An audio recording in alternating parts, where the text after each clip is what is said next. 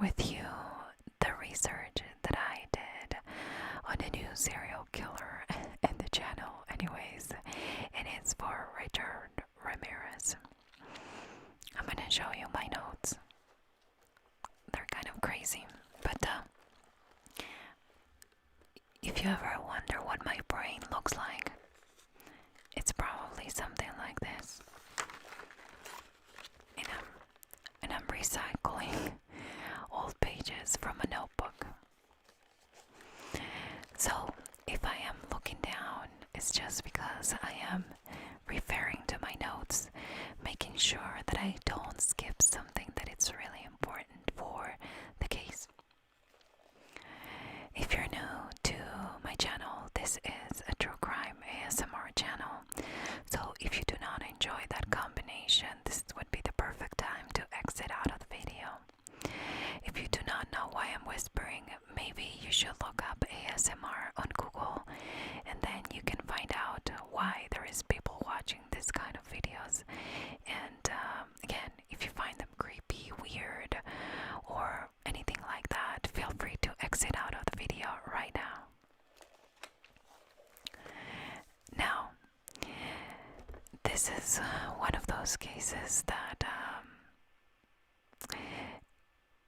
it's not interesting, but it's kind of weird that, you know, there was some kind of incident. There were some incidents where this guy could have gotten caught before, and because nothing was done in the very first attack or, you know, try, then he actually got away with a lot more murders and a lot more, I don't know, lots of crazy stuff. So I am going to get started, and just so you have an idea, I'm gonna go through a little bit of his childhood and a little bit of the experiences that he had when he was a little boy, so that way you can get a better understanding of some of his influences. I'm not gonna say that this guy, I mean, that whoever raised this guy made a mistake and made him into a serial killer, but you know, he had an influence on his family. I mean, his family had an influence on him, I should say, and it kind of completely influenced what he did later on in life. Now, Richard Ramirez was born on February 29th, 1960 in El Paso, Texas. He was the youngest of 5 siblings, and his dad was Mexican. He actually was a police officer for Juarez. However, when he moved here, he started working and providing for his family. And while Richard was younger, his dad worked for the Santa Fe Railroad. Something that is very well known in this case is that his dad had a very bad temper. I mean, he was the kind of guy that would get mad very easily and abuse psychologically and physically of whoever he had close. So the kids, the wife, whoever. It was a bad situation at home. Now, Richard himself was a little clumsy, or he was a little naughty while he was a little kid, because he had 2 big head injuries. And I am mentioning this because a lot of people believe that he was okay until the point that he got hit. But he had 2 different instances. My son is making breakfast. Ignore that. And he had 2 head injuries. One was when a dresser fell on him, which is something that sadly happens more often than it should. And then when a swing at the park struck him in the head and knocked him unconscious. Well, apparently in both cases he was knocked unconscious. And again, that is what a lot of people think that had a lot to do with what he became later on. I don't believe that's true, but I know that it's something that you should know because it's something that people say about it. Now, he started to have some epileptic seizures after those incidents, and he had those seizures until he was probably well into his teenage years, so he had it most of his childhood. Now, Richard, if the father not being a good influence wasn't enough, he had a cousin. He was an older cousin, but his name was Miguel, and he was an army vet who was kind of an interesting guy. He probably had some kind of PTSD or something like that, but among other things, because he was pretty violent. And Miguel went to Vietnam, and he was there, and while he was there, he would take pictures of every single person that he would kill and every single girl or woman that he would rape. Miguel not only was kind of creepy like that, but he decided that he wanted to share all this with his cousin Richard.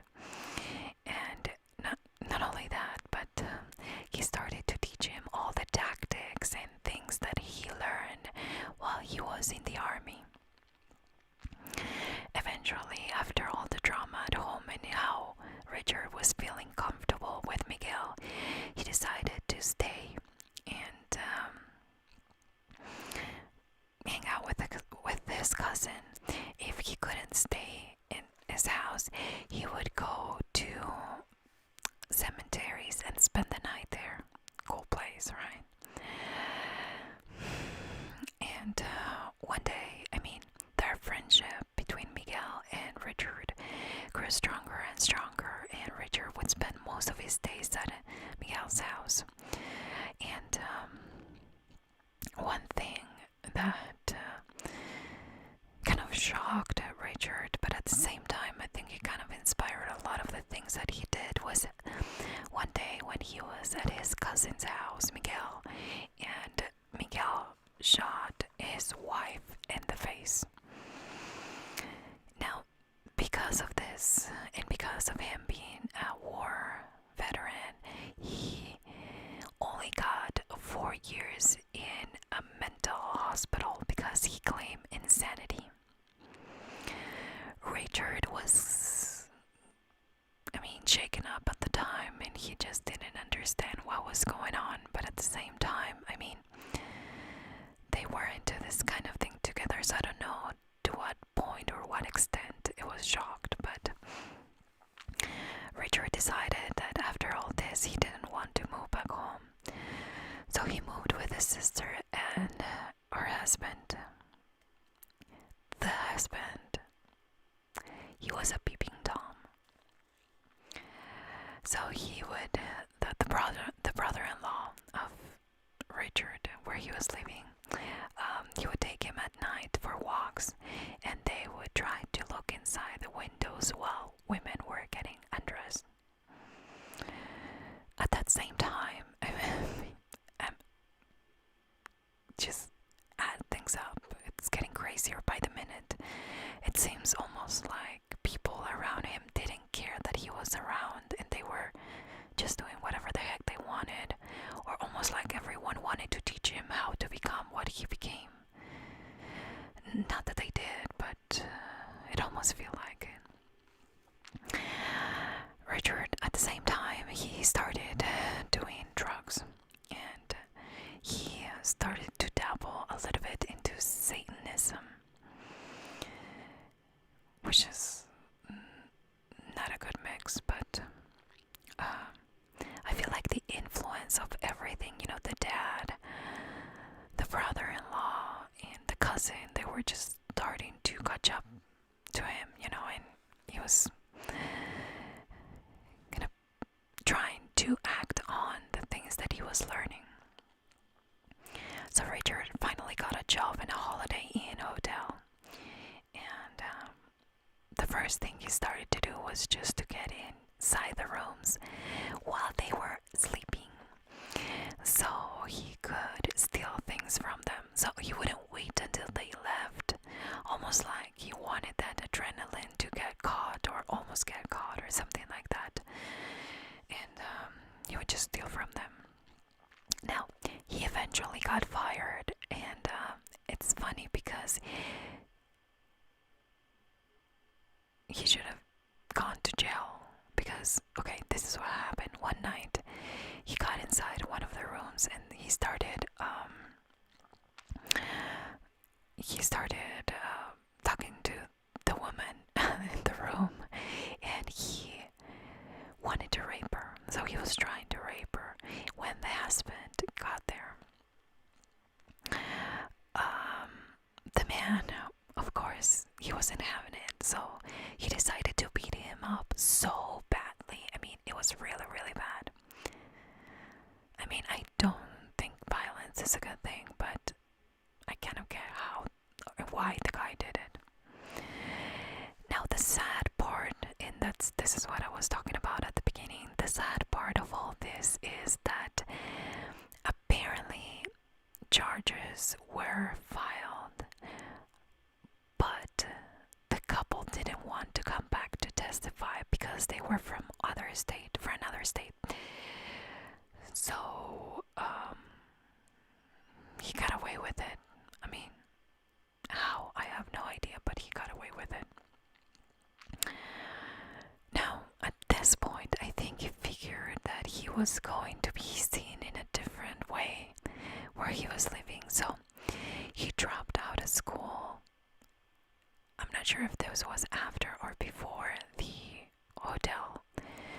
That's pretty much all I know, that he dropped school and he moved to California when he was only 22. Now, on April 10th, 1984, he became the Night Stalker when he claimed his first victim. And a horrible... This was a 9-year-old girl, and she was found murdered in a hotel basement where Richard was living. She was beaten, raped, and stabbed until death. I don't get it. I just can't. I understand that he was probably a psychopath, but how can you do that to a 9-year-old girl? It really blows my mind. To anybody, but a 9-year-old girl beaten to death. I mean, really? Among other things, right?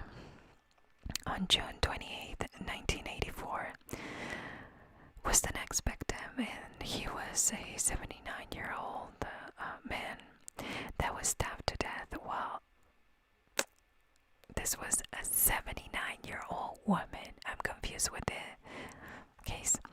And she was sleeping, and he stabbed her so much that she was almost decapitated. The next victim was on March of 1985.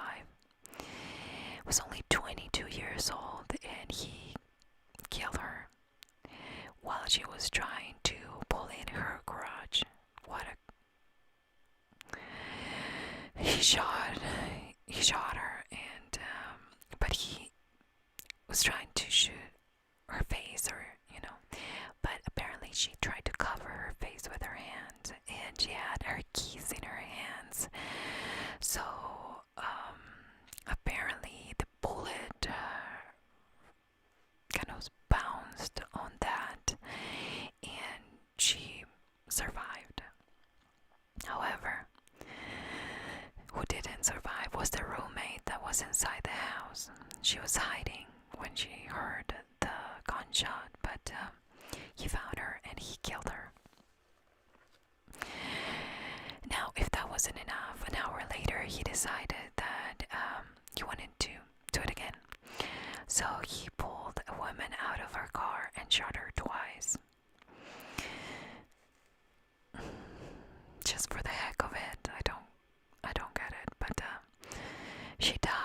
she arrived at the hospital.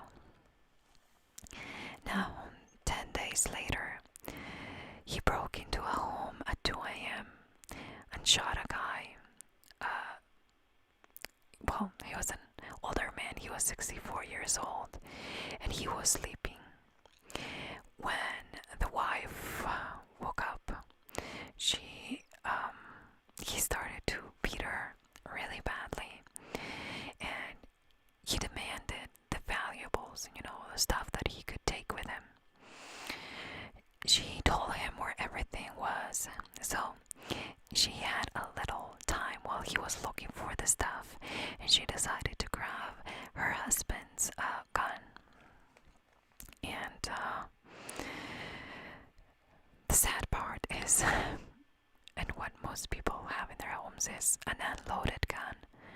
So she didn't have time to put in the ammo or the bullets, and so she got killed. He shot her and killed her. Then he decided to grab a knife from the kitchen because he was mad, and he mutilated her body. He even cut her eyes out, and he kept them in a jewelry box that he decided to take with him. The son found the couple, and poor guy. It's one thing to find your parents dead, and another thing is murder, and in the way that this guy did it. The police confirmed a match in the weapon with the other cases. So they had the bullets, a footprint, vague description of the guy, but they didn't have much. They just knew that this was a serial killer. Richard, in the meantime, continued getting into people's homes at night and murdering, raping, and stealing from them. Most of the time, he will shoot people in the head, attacking. Well, this is the part that, this guy gets creepier by the second, but he was mostly attacking elderly and killing them brutally. Not only that, but he also tortured them. Some of the victims were left alive, which again kind of helped with the description of him, but they were in a very, very bad shape.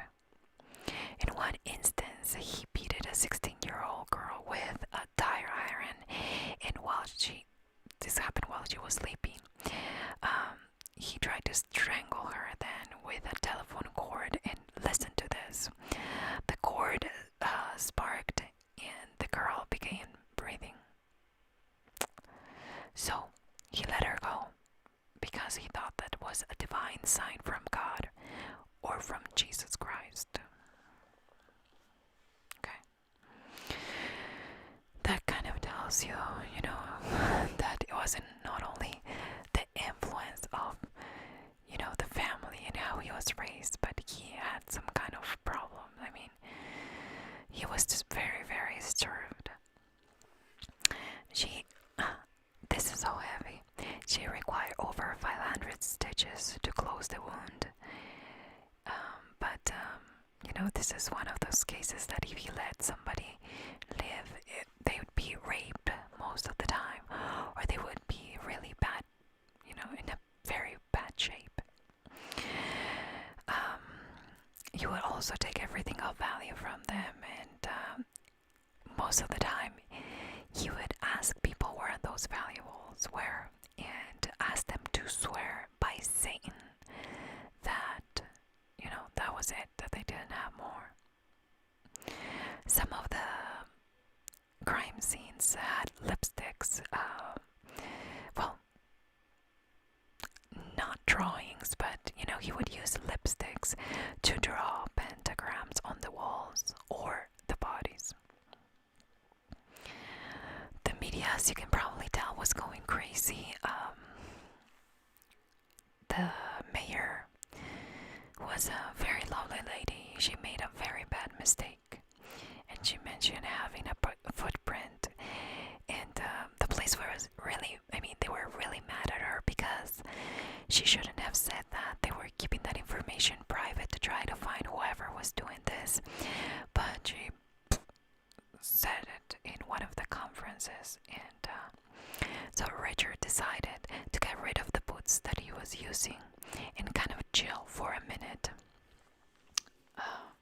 He actually dumped him at the edge of the Golden Gate and hid for a bit before moving to LA.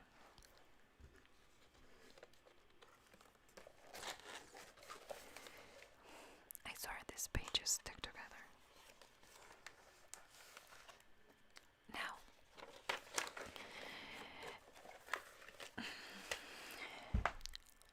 sorry. In LA, he invaded a man's home and shot him in the head 3 times. But he survived. I mean, the guy, it was a miracle he survived. And the man's fiancée was there, and he introduced himself to her as the Night Stalker. She then was bounded, beaten, and forced to swear her love for Satan. Then he raped and sodomized her as most of his victims. He decided to leave her alive and, spare her life, and escaped in a stolen car, one of many. He had lots. He would steal cars to commit all this crazy stuff that he did. Now, the good thing in this case is that a 13-year-old neighbor saw him and realized that something was up. So he wrote down partially the license plate of the car that he was driving. Now the car was found by the police once it was abandoned, and they could find 1 fingerprint in the entire car. Now, the good thing about this is even though it was only 1 and he made sure that he would clean everything, I mean, he made a mistake. They found this 1 fingerprint and they had a match because he's been in trouble with the law because of some drug things. Remember that he was doing drugs and stuff like that. So the police knew exactly who he was and they share his picture everywhere. But at the time, he left California to go visit his brother, so he had no idea that they knew who he was. He came back though, and when he came back, he went to a convenience store and overheard this lady saying he is the killer. Once he looked down, he realized that there was a newspaper with his picture on it, so he ran. He was chased not by the police but by residents in the area, and he was struck in the head with a metal bar. They held him down until the police arrived and he was finally caught. Now, one of the most known things of this guy is that I think it was in his first appearance in court, he had a pentagram. I don't know if it was a tattoo or if it was something that he drew, but he held his hand like this with the pentagram and exclaimed, "Hail Satan." That was his first court appearance. He was then convicted of 13 counts of murder, 11 sexual assaults, 14 burglaries, and among other things, but those are the major ones that he had. He was sentenced to die in the gas chamber, and he even said, "Big deal. Death always went with the territory. See you in Disneyland." Okay. He was caught in his 20s, but he died at the age of 53 from B-cell lymphoma. If he didn't die because of his sickness, he probably would have been killed by the age of 70. Apparently he appealed, and you know how that goes. Even if you are sentenced to death, if you continue to appeal, you give yourself more and more years, and apparently that was the case for him. However,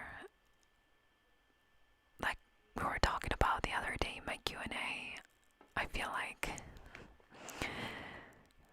sometimes fate is,